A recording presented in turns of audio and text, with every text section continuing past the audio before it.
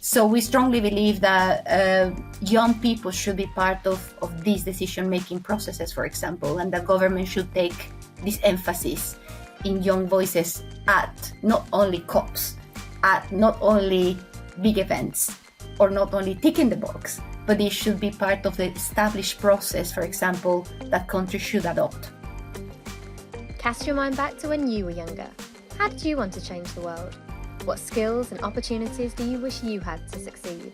And now, fast forward to today. Do you believe young people have these skills and opportunities? In Youth We Trust sits down with successful entrepreneurs, business leaders, educators, and others from around the world.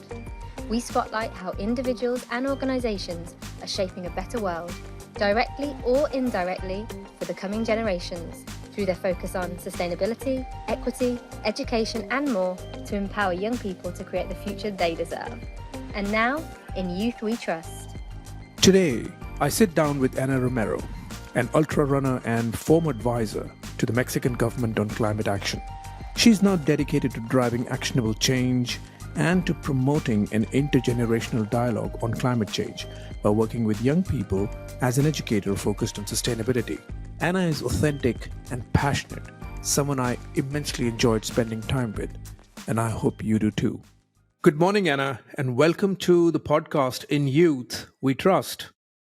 Hello, good morning. Thank you for inviting me today. Thank you. I'm really pleased to have someone like you. Well, you've just come back from COP28. You work with one of the leading educational institutions in the UK, Wellington College, and you come from Mexico. Welcome again. And I'd like to take you straight into the deep end, and if that's okay. Yes, that's fantastic. It sounds great. So, you know that Lumi is all about empowering young people through our online quests where they get to solve global issues and come up with tangible innovations. So, let me take you back to your younger self. Was there a problem or a quest, therefore, that you wanted to be on? Yes, absolutely. Coming from a family that was formed by doctors, I had the massive opportunity that my parents were taking me into their research fields. And usually it was in very deprived areas that I have been working with my parents, and they were putting me in charge of small activities. But that was opening my eyes to the difference in between the opportunities I was having and the opportunities of other children. So that helped me to understand that I was part of a system, that it was not something isolated from one to another, that the well being of children was linked to their environments, to how they were really relating themselves to nature, how I was related to nature when I was having the opportunity to be spending weekends in the ranch of my grandfather, for example, and how I was looking into the well-being of animals, for example, as well, how I was interrelating myself to the trees that were giving us fruits, to the forest that was nearby, to the rivers, to the ocean, spending all time. So then I realized that I was part of a system. I decided to join the eco society of my school. And when I joined, I was hands-on planting trees, getting blisters because I didn't know how to handle tools, getting those blisters, looking after that mini forest that we were building. Sadly, one year, that forest was gone because of a fire, and a fire that was caused by someone that had interest in building some housing there. And then there was a shock of another reality, that there was the economic interest of some people above nature. So my journey started when I was really very young in high school, being very active always for the rights of animals, thinking that it was not fair to have elephants in circus, for example, or it was not fair for other children to not have access to education. So the main issue I wanted to solve, it was injustice, basically, towards animals and Injustice. society. Wow. So your quest was to address injustice. So to solve injustice, you did a lot by being a part of the eco society and doing various things in high school. What skill were you really bringing to the table to solve that problem? Yes, well, I think it was always communication, always building empathy and understanding others' perspectives. And it was really sitting and understanding the perspective of others and really collaborating with others. So I remember very well, for example, when we started working with a disaster in a disaster area, there was floodings, and then we organized help together with the Red Cross locally, and then I could hear children talking that this is not taking away my dreams and my hopes, but thank you for helping us. And that was like, oh, that child lost everything, and they were really willing to share their experience, and getting to know that they were not going to lose their dreams was an eye opening for me as well. So I believe that that really motivated me when I started and selected international relations as my main topic of study in university, my bachelor's degree, because I wanted to look to this whole world perspective, and really potentialize those skills and competencies and understand how I could contribute in the global perspective, but also acting local. What were you missing in terms of skills that your present self could lend it them to your younger self? Well, I first of all, I always studied in the public system. I never went in a private school, never. And the first time I put my feet in an airplane was when I was 15 years old.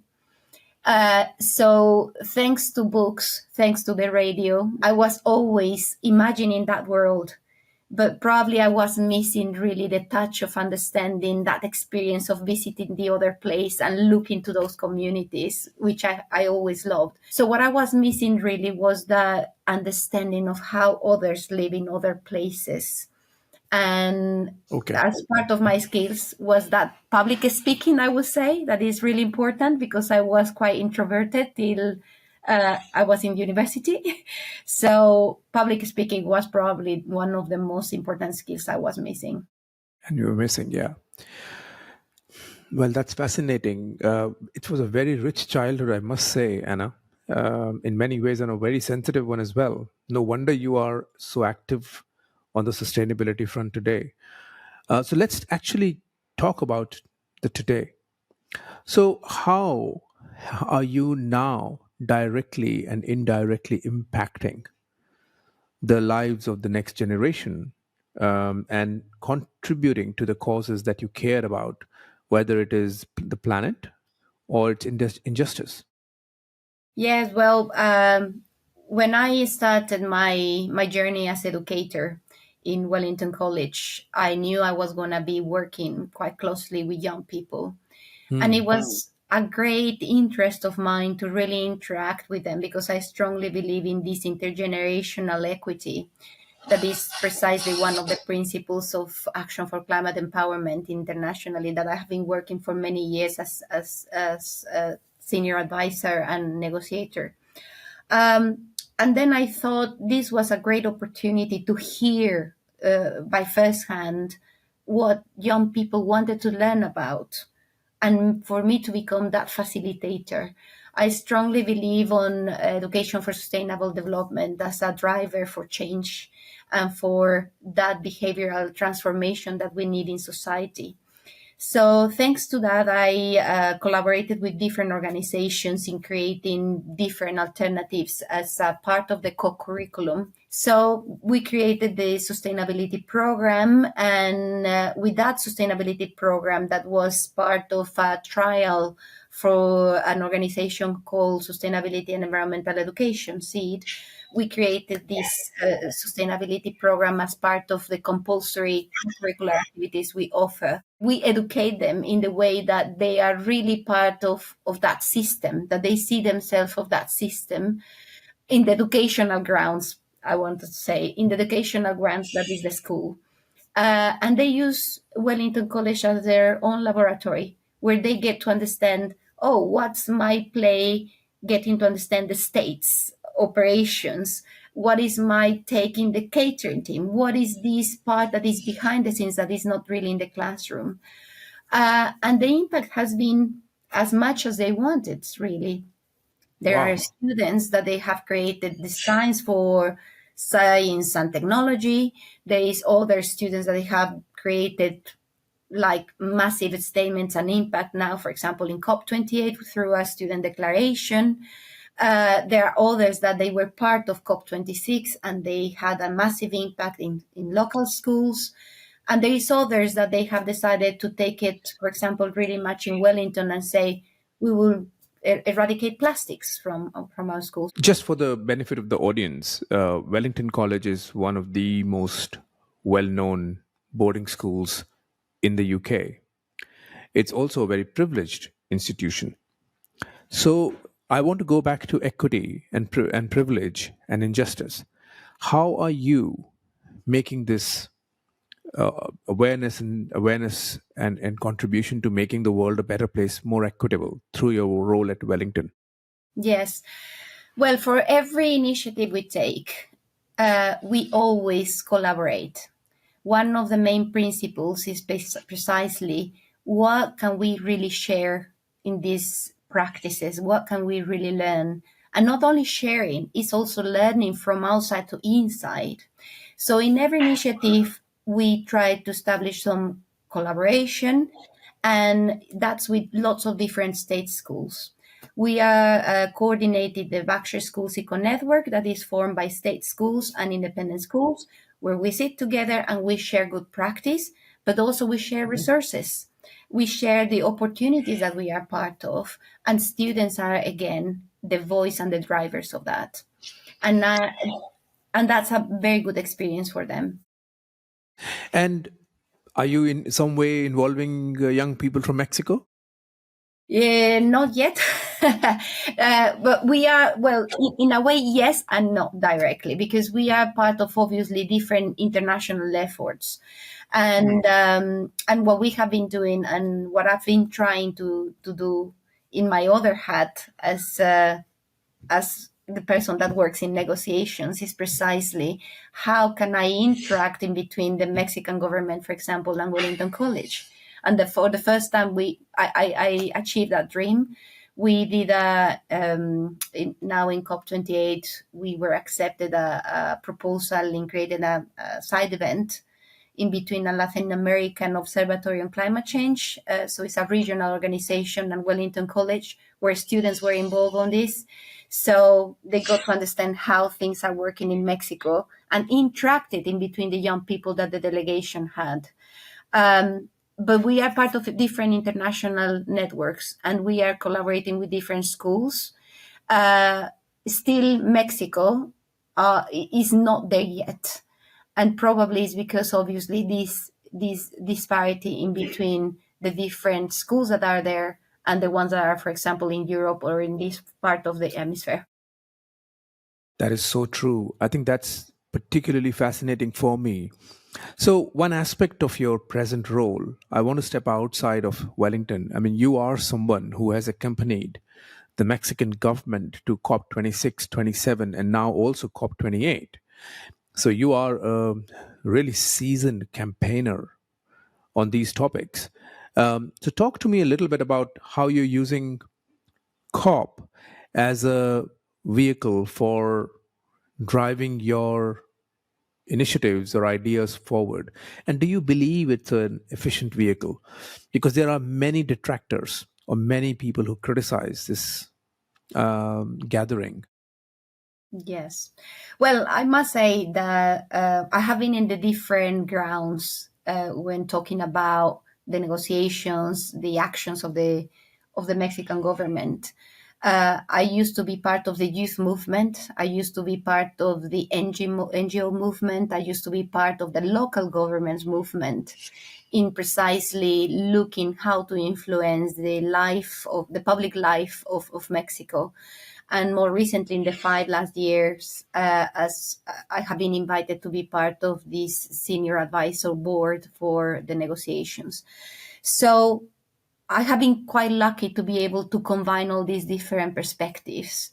And I believe the voice of civil society is still essential for these decision making processes. And Mhm. luckily, the government has allowed room for this voice to be heard, for to allow public participation. And now, for example, our delegation was very balanced during COP28. We had more than 100 delegates that were part of the process, and a big chunk of that was civil society. And from that part of the civil society as well, we had young people, and young people from different NGOs as well as negotiators. So I was interacting with them. I was advising them. I was really, because the young persons that we have is called Operation COP. These four young people were selected, well trained in diplomacy and international negotiations, and they were negotiators themselves. So my interaction with them is precisely that intergenerational equity, bringing it to the table of negotiations. And I have high hopes that when the transition to a new government comes, they will keep those commitments that we have always established internationally. And when we talk about Mexico, we strongly believe that human rights should be clearly in the international agenda, and not only thinking of that injustice, but when we think about women's participation, youth participation, people with different disadvantages to be presented there, and indigenous voices. This episode is brought to you by Lumi.network. We're on a mission to help the next generation get ready to take on the world. Our AI augmented platform runs quests that help 10 to 25-year-olds shape their future by developing AI, entrepreneurship, and design thinking skills to solve the most pressing business and social issues. If you or your organization wants to positively impact the next generation, we'd love to talk to you. To learn more, visit Lumi.network. And what, in your opinion, can COP do to involve young people more? Because one of my observations, but albeit a subjective one, is I just don't see enough young voices.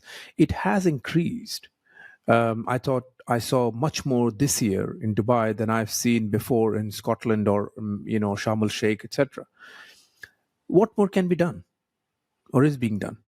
Absolutely. I think, well, I consider extremely relevant this perception you have. I still believe that days dedicated to young people, children, and skills and education should continue.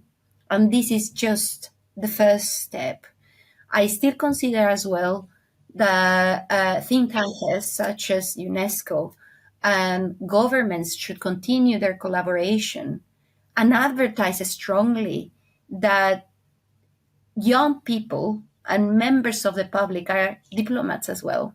Citizens diplomacy is something that we need to put in the heart as well of education, because the representation of schools is quite minimal in the decision making process per se. Absolutely. Of course, we have the Yongo, that is, for example, gathering the voice of all the young people as observers of the and recognized constituency by the UNFCCC, that is the United Nations Framework Convention on Climate Change. But how many educators are part of this, being well informed and understanding their play? Or how many students?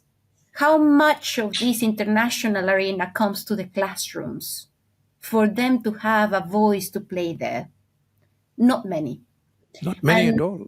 no, no. And I believe that educators and teachers, we need to know that we are diplomats of that process, because we open the grounds precisely to empower our young people in schools and in the classrooms. And for them to see that they have voice and that they have the opportunity to be there present. That's true. I mean, one of the most prominent leaders, education leaders in this region, I'm talking Dubai. He said to me, he said, "You know what? I have no idea how to get my school to participate in COP28. We got a message, but we don't know. Is there a bias? Do you think that what can an under 18 or under 25 really do?" Yes. My intake from, for example, from this experience is that we have to really share the good practice in between different schools, that we really have to establish this networking as part of our goodwill of really changing the perspective of how we see our schools. I'm very thankful to Wellington College UK and to Wellington College International for believing in me and giving me the support, and parents as well, to trust me with the experience of their children in education, because it's a massive responsibility. So, for example, I believe that there is examples that I have learned from civil society, such as mock COP experience. And when my students said, I want to apply something like this because I want to learn about the international processes, because in the future I want to go to university and study international politics and environment. So then we motivate students to really put the ground with these experiences that go beyond their school. That is, it can be probably secondary school or high school, for them to have an impact then in university. But we open this to our Berkshire Schools Eco Network. They drafted the declaration and then they say, Miss, we don't want this just to stay here. How can we involve other schools that are part of this process, other students? So then I say, okay, let's use our process of collaboration with others, and then we reach 6,000 students globally that endorsed this through their schools. So it was a small step. And then this student said, my parents are really supportive. I want to go to COP28. Then, luckily, we got to have the grounds and the support from Wellington College International, and the Mexican government that supported us to collaborate. And this declaration was delivered to the Ministry of Education of Emirates, to the Ministry of Education of the UK, to UNESCO. So is when they get to see that schools are active and that they are part of this. And it shouldn't be limited to only one school in this grant. Absolutely should not be. I think so. I think this should be serving as a template. Is this declaration public? Yes, it's public. It's in our website, and I'm more than happy to share with you. Yeah, please do. I think, and can you give me one or two examples of what this declaration contains? Yes, our declaration was precisely promoting a good example, how inviting decision makers to say, okay, give me a good example of how you react or act towards these international agreements. And also it was calling our negotiations to be part of something that is more fair, that's something that includes the voice of young people, precisely. So it's not only the voice of 60 students, it's not only the voice of 6,000 students globally. It's already inviting others to be part of this process, but from the perspective of policy making. So we strongly believe that young people should be part of these decision-making processes, for example, and the government should take this emphasis in young voices at not only COPs, at not only big events, or not only ticking the box, but it should be part of the established process, for example, that countries should adopt. So let me challenge you there a little bit. Do you think that majority of parents um, really want their kids involved in tackling sustainability? Some anecdotal evidence and also some data seems to suggest otherwise. Parents care about their students performing well, their children performing well. They care about which university they will go to, or whether they'll go to university, about getting good jobs. Sustainability seems to be an afterthought. Yeah. Uh, I will answer to that in respect of sustainability is everywhere. When parents think of the futures of their children, and how good they may do in that future, we cannot avoid to think that whatever is happening will have an impact in those jobs in that future. It can be for very good, or it can be, I don't call it bad because I don't like to give that pessimistic perspective. I think every area is an opportunity of learning and an opportunity to advance. And I love the perspective, for example, that Factfulness, the book of Rosling, give us for that future, where every bit that we go through, even in our academics, if I am a student that is focusing in obtaining the best gradings to go to the best university, yes, maybe I'm not aware that what I'm doing is part of that system that can be labeled as sustainability. But then, during my journey, I may realize that these different bits are forming part of that system. Understood. Great. So let's move into the future. So talk to me about, 10, maybe even 20 years from now. How do you see the world uh, from the lens of a young person?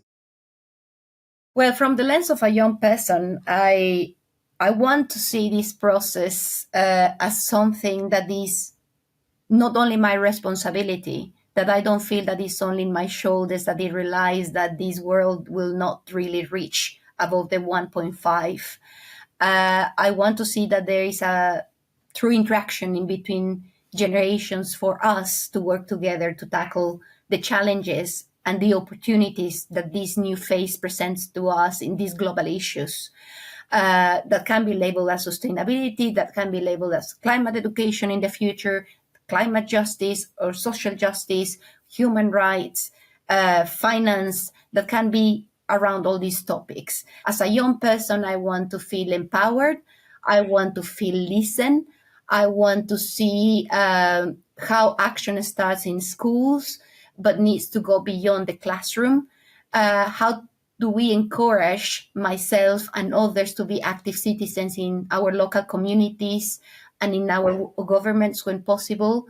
And how the legacy of what we do now as young generation can raise the ambitions of other generations for quality education, and how we can see governments transforming the curriculum, the skills, the careers, and the states we are part of, being part of, and how world leaders see climate education as something that we depend on nowadays to really succeed in the future.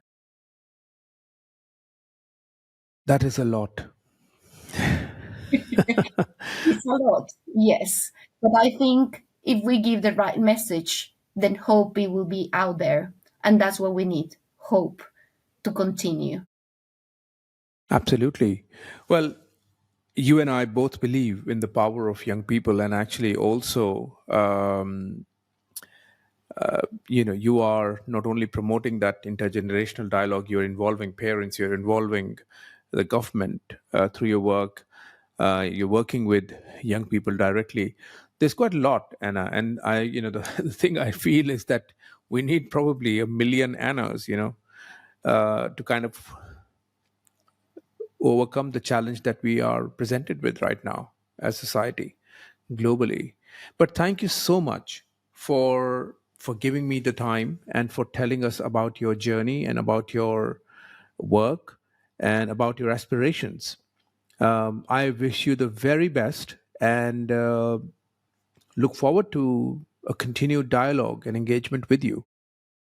Thank you so much. In the opposite. Thank you for the invitation and for letting me share my experience. Thanks for listening. If you found this conversation valuable, please leave a review wherever you listen to your podcasts.